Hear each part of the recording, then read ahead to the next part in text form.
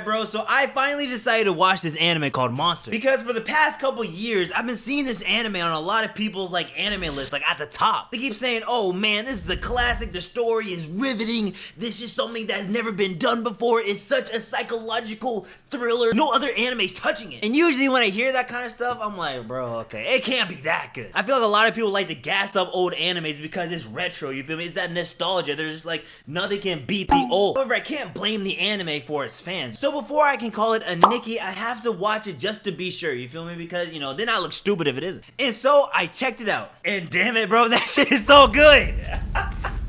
Yo, Monster, I'm hooked. Because the whole center of the anime, like the whole reason we even have the anime is just, it's just wild. I never felt so bad for a character in like such a long time. So our main character is this dude named Tenma, and this man is the top of the class. He's the top doctor. When parents want you to be somebody in your life, they want you to be like him. So he's doing his treatments and all that kind of stuff, but then one day the director says, yo, I know you're about to go into surgery to go save this Turkish dude, right? I get it. But we got this opera singer that, you know, needs a little bit of surgery in her lungs, and, you know, she's kind of, you know, who even is that Turkish dude anyway? So they pretty much gave that Turkish dude to a great value doctor and said, yo, Tenma, go ahead and work on the opera. Which she does, and she recovers. But the Turkish dude died. And the wife of the Turkish dude is pressed. I mean, obviously because, you know, her husband died, but no, she went up to Tenma, pushed that man against the wall, and bro, if she had a glizzy, it would have been finished. The whole show would have been done. She pretty much said, you know, you're supposed to be him. Why'd you pass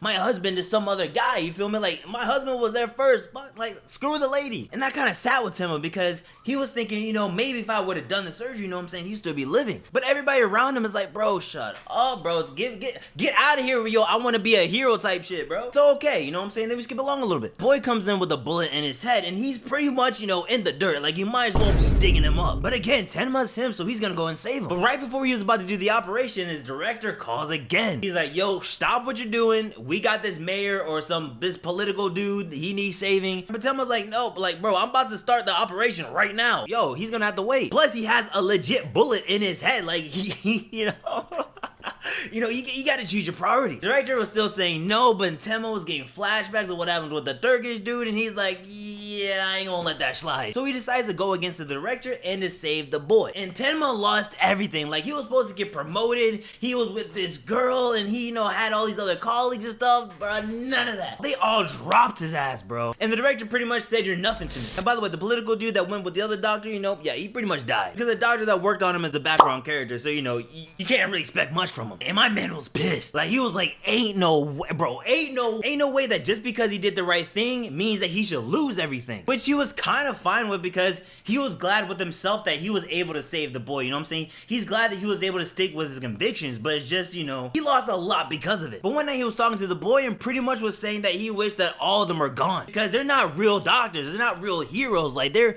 just in it for the money. And little did he know, oh, little did he know, that boy said, bet. And next thing you know, the directors and the other doctors were done. Everybody was shook, but Tenma then became a suspect in a way. Because this detective dude, which he's kind of weird, you know what I'm saying? He'd be like typing with his hands like in the air and stuff. I'm like, bro, like what? But he's like, okay, Tenma, most likely you did it because you're the only one with the motive. However, Tenma has a solid alibi, you know, they can't really necessarily pin it on him. So then we get a time skip, you know what I'm saying? Tenma's still doing his stuff, but there's some mystery afoot. And long story short, there was a murder. And the person that was suspect of killing that person was inside the hospital. And he was one of Tenma's patients. And so there's some going back and forth with the detective, because the detective wants to talk to him, but Tenma's like, bro, he's still in the hospital, you know what I'm saying? He's still gotta recover a little bit, like give him some space. But then the patient recovers and he dips from the hospital. Tenma chases the man from the hospital, and we end up in this garage. And Tenma sees a mysterious man along with the patient. And the patient was pretty much saying that